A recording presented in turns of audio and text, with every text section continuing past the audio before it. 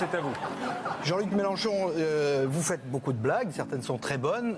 Il faut quand même bien écouter ce que vous dites tout le temps, parce que parfois vous dites des choses qui sont très sérieuses au milieu des blagues.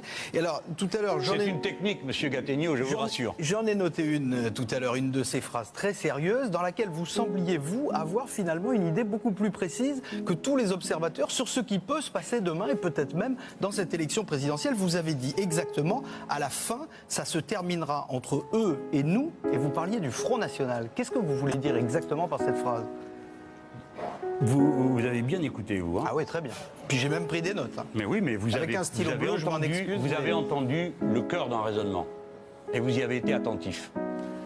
Moi, je crois qu'il va se passer en Europe ce qui s'est passé en Amérique du Sud. C'est-à-dire que ce système, et notamment la politique austéritaire de l'Europe, hein, austérité et autoritaire, va déboucher sur un désastre. Les Grecs, naturellement, ne paieront pas leurs dettes.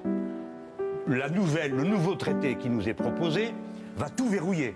C'est plus 3% de déficit supporté pour les budgets, c'est 0,5%. C'est-à-dire comme 3% ça n'a pas marché, on fait encore plus dur.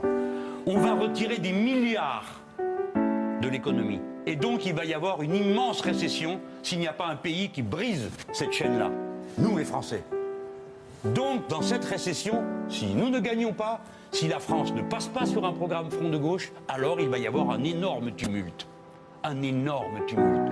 Mais ce que je ne sais pas, c'est comment il va tourner dans notre pays. De quel côté va-t-il aller? C'est pourquoi vous me voyez si passionné. Parce que je me dis, j'ai une responsabilité avec le front de gauche, avec mes camarades. Il faut à tout prix que nous soyons assez forts pour pouvoir peser dans la bataille. Vous m'avez compris. Les deux blocs que vous dessinez, c'est extrême droite et front de gauche. Alors, où sont passées la droite et la gauche? Ils voleront en éclats. Ils voleront en éclats. En Amérique du Sud, c'est pas toujours le cas. La droite, qu'on appelle classique ne disparaît pas. Elle ne disparaît pas, elle est toujours dans le paysage. Mais vous plaisantez. En 48 heures, l'ancien système, dans tous ces pays, a été volatilisé. C'est-à-dire que, du moment que s'est fait la percée d'un seul coup des fronts de gauche locaux, le système politique a volé en éclats. La droite a dû se recomposer et la gauche aussi. C'est recomposé. On n'en est pas venu uniquement à une extrême droite contre vous. Mais parce que pourquoi dites-vous ça sur la situation française? Parce que le danger est plus grand en Europe, monsieur Gattegno. Et vous le savez comme moi. Parce que l'Europe est le berceau des pires folies de la droite et de l'extrême droite. Parce que c'est en Europe qu'on a fait cette monstruosité qui s'appelle la Shoah. Parce que c'est en Europe que ce venin a toujours été présent là et prêt à ressortir à la première occasion.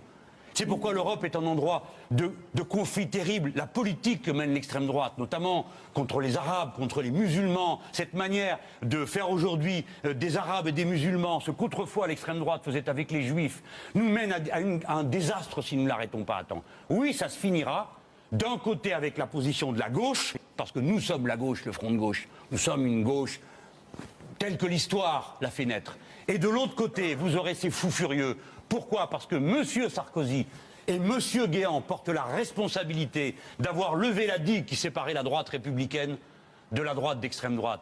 C'est eux qui ont fait ça et qui ont donc provoqué ce glissement de la droite des milieux populaires qui a toujours existé, car nous sommes un pays démocratique. Il y a toujours eu, au plus fort du programme commun, nous faisions 70% des ouvriers. Il en restait 30% qui ne voulaient ni de la retraite à 60 ans, ni de la 5e semaine de congé payé par anticommunisme. D'accord? 30%, ils ne sont pas devenus plus malins depuis. Eh bien, on est passé, à partir du moment où la droite a levé la digue, tout ça a basculé côté FN. Et à ce moment-là, il a créé une petite dynamique, a enlevé 2 ou 3 imbéciles qui étaient là et qui sont passés de chez nous, chez eux. Et vous, au lieu de montrer ce mouvement de la droite vers l'extrême droite, vous avez passé votre temps à mettre la lumière sur un ou deux que les gens d'extrême droite vous désignez pour dire regardez, il y a un socialiste, il y a un communiste. Tout ça est aberrant. Tout à l'heure, vous avez entendu votre réponse aux médias de faire peur avec l'extrême droite. En même temps, vous faites beaucoup plus peur que ce qu'on lit dans les journaux. Eh bien, moi je suis réaliste. Si vous continuez comme ça, c'est comme ça que ça va finir. Moi, je suis, avec le front de gauche, un homme tranquille. Je n'ai jamais aimé la gauche des catastrophes, les stratégies du pire. Hein.